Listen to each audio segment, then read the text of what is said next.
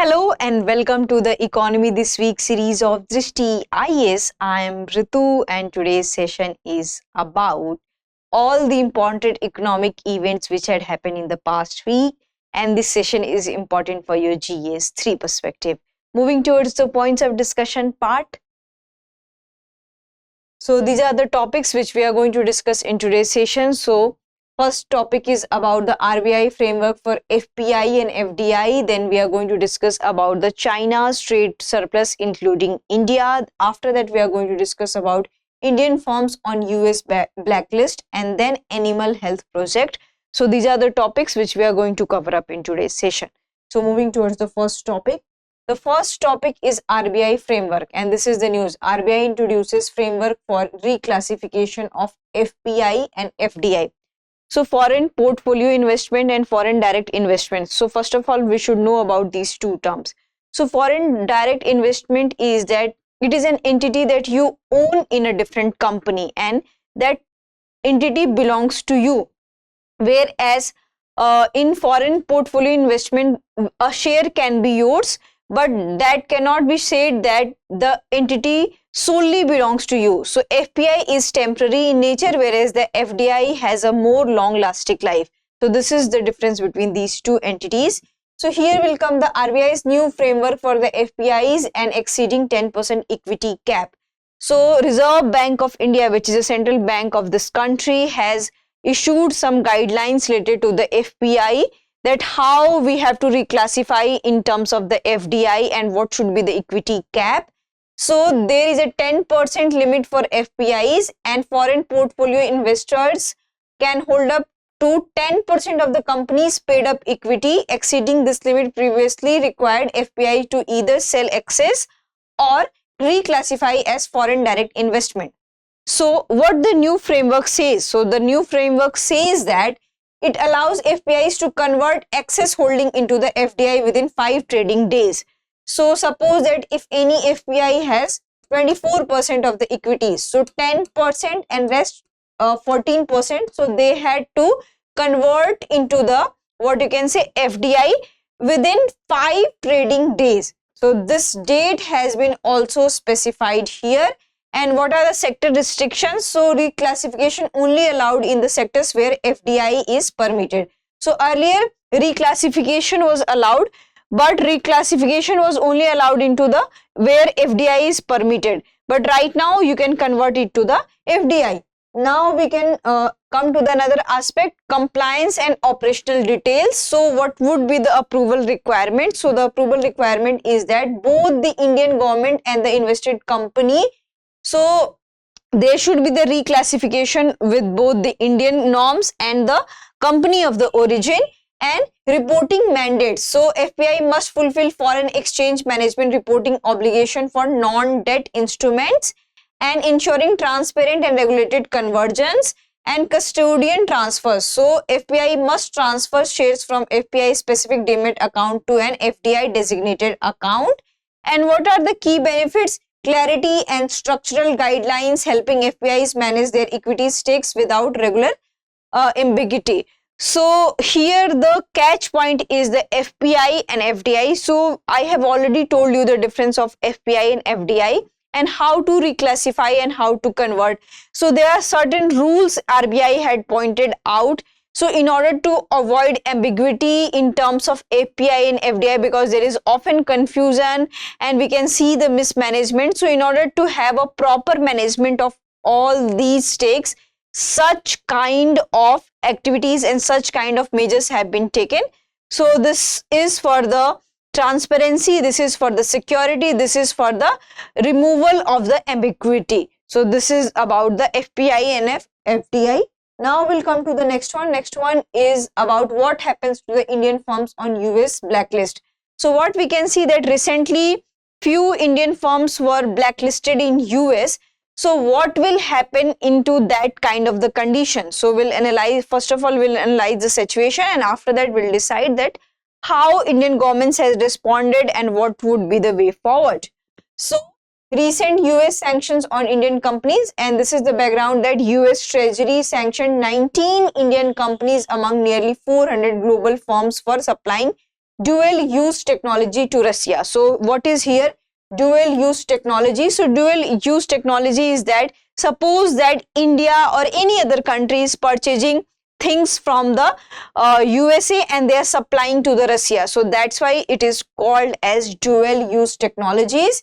And what is the significance of these companies? So those companies who have been a part of a blacklisted company of the USA, so they are mostly located in Delhi, Uttar Pradesh, Bengaluru, Hyderabad, and are reputable in terms of technological manufacturing, and some government contracts also have a hold in it. So that why it is very significant. And what was the implication?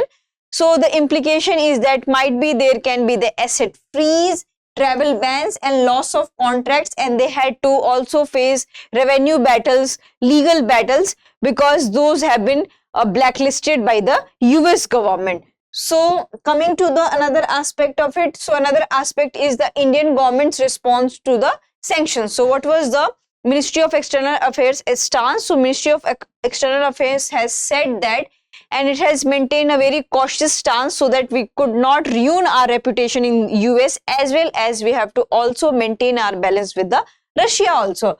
So what MEA had said that whatever the companies which has been part of the blacklisted company of the US, those company has not violated the Indian set of laws, and India follows the UN convention and UN set of laws, not the unilateral set of laws. So that's why maybe because of confusion such things happened.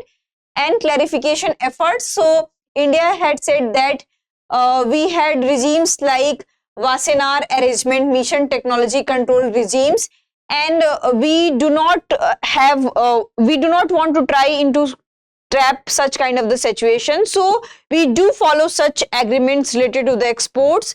So such things cannot be possible. So India has clarified its stance. And what are the Indian measures? So Indian measures is about that Indian government is sensitizing companies about the US sanctions and exploring options to protect trade with the Russia, and including alternative payment mechanism in national currencies. So if 19 companies are part of the blacklisted, so India is trying to find other options including Russia and to trade into their local currencies. Now we'll come to the another aspect of it's that potential impacts and future consideration. So might be there are speculation that it can hamper the India and US relations, and India has already said that India did not follow any unilateral relation and any unilateral pact in terms of export, and India follows the UN sanctions. So we cannot say that it is true or not. Also possible Trump administration influence. So what we can see here that recently Trump has won the election, and it has been expected that Trump has a neutral stance and maybe some positive stance related to the Russia. So there are chances that in future these companies, those who are part of the blacklisted, maybe the sanctions would be removed on them, but till now we cannot say that the sanctions would be removed on them or not. And strategic choices. So India may need to evaluate the trade-offs between upholding ties with the US and responding more firmly into the unilateral sanctions. So we cannot say that whether US will remove all those sanctions and the tag of blacklisted company from India, because US has this historical stance and US was little strict in terms of the Russia. So we cannot firmly say that when and at what point of time they will be away from the blacklisted tag, but India must explore the other option, and also India should clarify its stance that whatever the unilateral relation it has with the US, so India must respond positively and strictly that whatever the conditions we have for the trade, we already followed those conditions. So if India had not violated any kind of the condition, India must respond positively. Now we'll come to another one. Another one is about China trade surplus with India and South Asia has tripled in a decade. So in this slide, we are going to discuss about the China's trade surplus, and there is a unique thing happened in the China's economy. As you already know that Chinese economy is growing day by day, and it is expected that it will become the world's second largest economy. And what we can see that China trade surplus have shifted from developed economy to the developing countries. So this is a unique fact and unique turning point in terms of the Chinese economy, that China is a very vast economy. And if you see the condition of other vast economy, most of their trades with the developed countries, but in terms of the China, the most of the trade surplus relies with the developing countries, including India also. So China's trade surplus in 2024 is nearing a record of $1 trillion, and Southeast Asia and India saw the threefold rise in the trade balance with China from 2013 to 2023. There was a tension between India and China because of the border clash and other political tensions. So in that thing, we can see that India and China did not have a much trade surplus, but trade balance was fine between these decades. And in contrast, trade surplus increased from 1.5 times with the US to 2.5 times with the UAE in the same period. So here trade surplus has increased, but we can see that there was a declining trend because China has shifted towards the developing economies and US share has dropped. So US contribution, which was 83% of the China's trade surplus in 2013, has dropped nearly half. It is 40.8% now. So we have another aspect related to it, rising trade deficits and economic impacts. So reduced deficit. China's trade deficit with South Korea fell from $91 billion in 2013 to $12.8 billion in 2013. With Japan, it halved from rupees $12 billion to $6 billion. So what we can see that China has also reduced its trade deficits with Southeast Asian economies and economic share of the deficit. So Southeast Asia trade deficit with China now accounts to 3.6% of the GDP. Earlier it was 1.7% in 2013. India trade deficit with China rose from 1.6 to 2.8 of the GDP, and least developed countries shifted from slight surplus with China to 3.3% of the trade deficit of the GDP. So what we can see that China is not focusing towards just developing country, it is also focusing towards the least developed countries, and we can see that China has started investing into the least developed countries, and we can see the result that earlier China has a good trade surplus with the India and other countries, but it has the deficit has increased. But here if you'll see the least developed economies, the deficit is not there. On the other hand, the trade surplus was there. So China is a good example of the growing its economy and growing its economic influence to the least economies. And it shows that whether if you're trading in a good way, in an effective way or economic way, you can also focus on the least economies, and you can also gain good economic things from these least developed countries also. Now we'll come to the another one, which is project to monitor animal health launched and its objective and funding.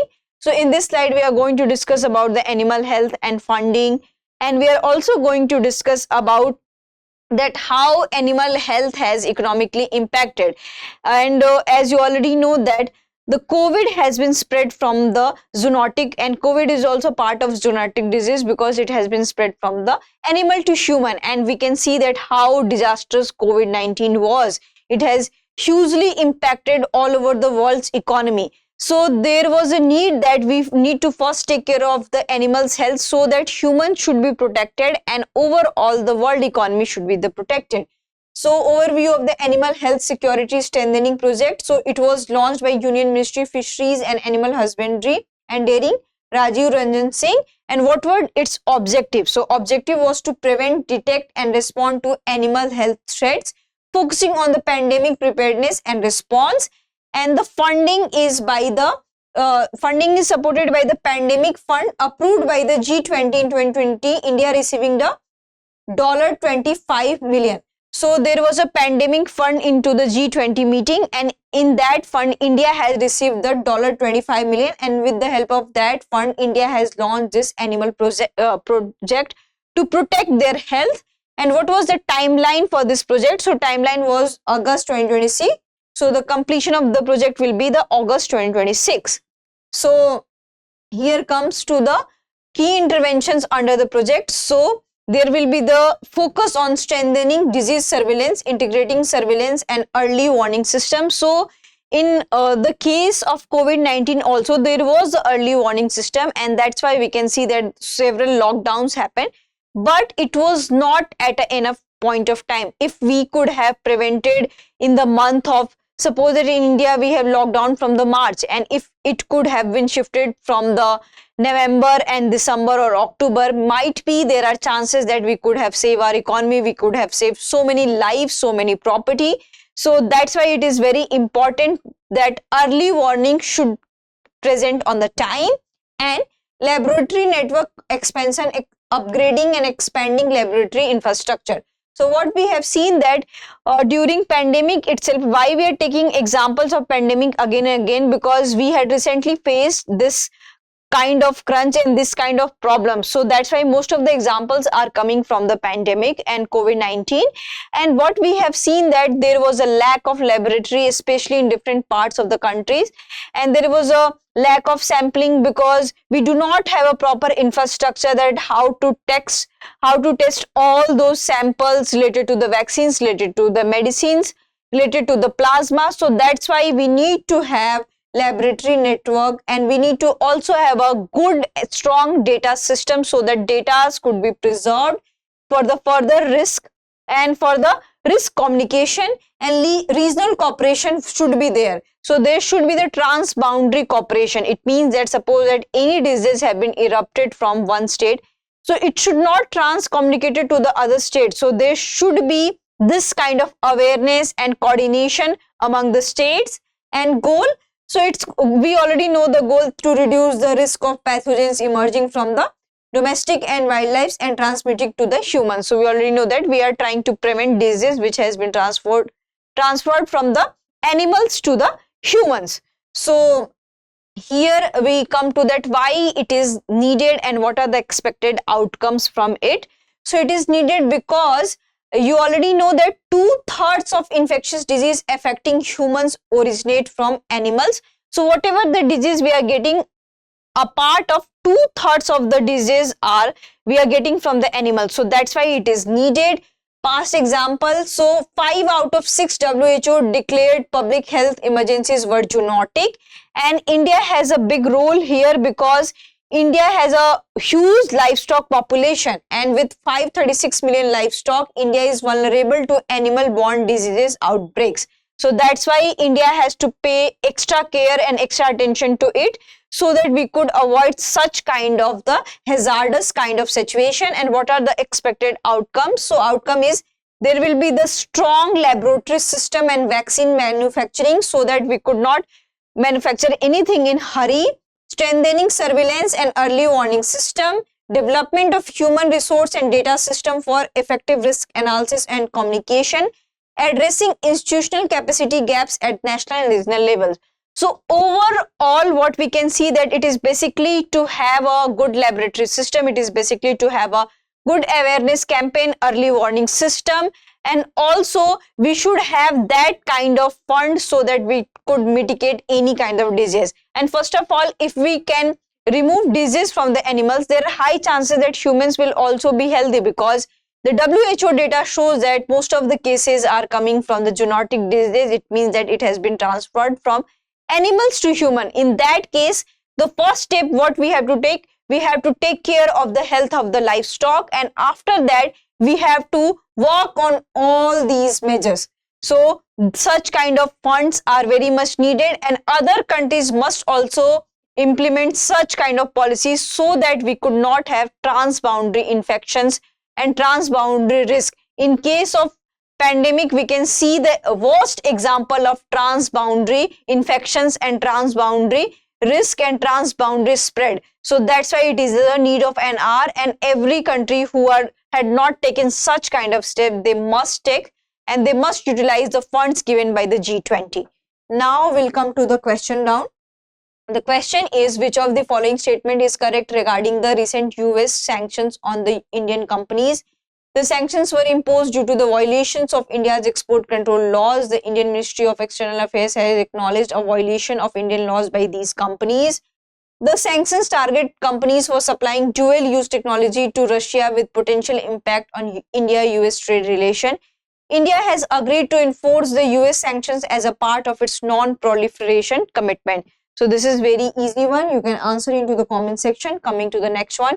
Which of the following statement about the RBI's new framework for foreign portfolio investors exceeding the 10% equity limit in Indian company is correct? FPIs must divest their holdings if they exceed the 10% cap.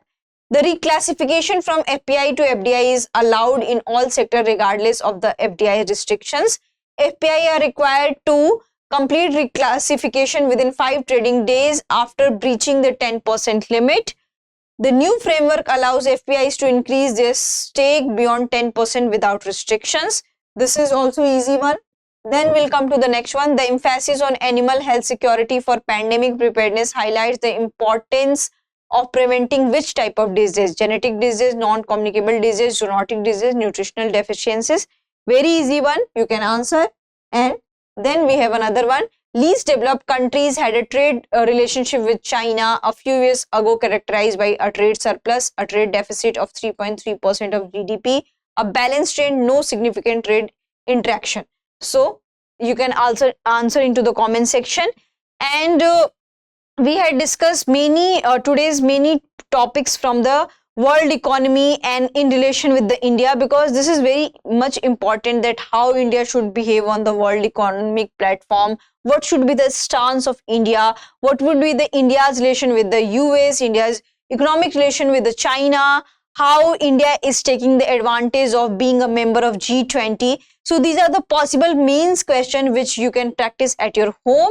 And as you already know that Drishti IAS has several branches across the nation, and Drishti IAS has started its ISGS Foundation course, and we have batches in Indore, we have batches in Karol Bagh, Delhi, we have batches in Noida. And if you want to know more information about the ISGS Foundation course, which is prelims cum mains, you can call on to this number 8010440440. So this is exclusively for the English medium, and if you're staying nearby the offline center, you can also visit to the offline center. That's it for today's session. I hope you like this session. If you have any queries related to the session, kindly ask in the comment section. Thank you. Have a nice day.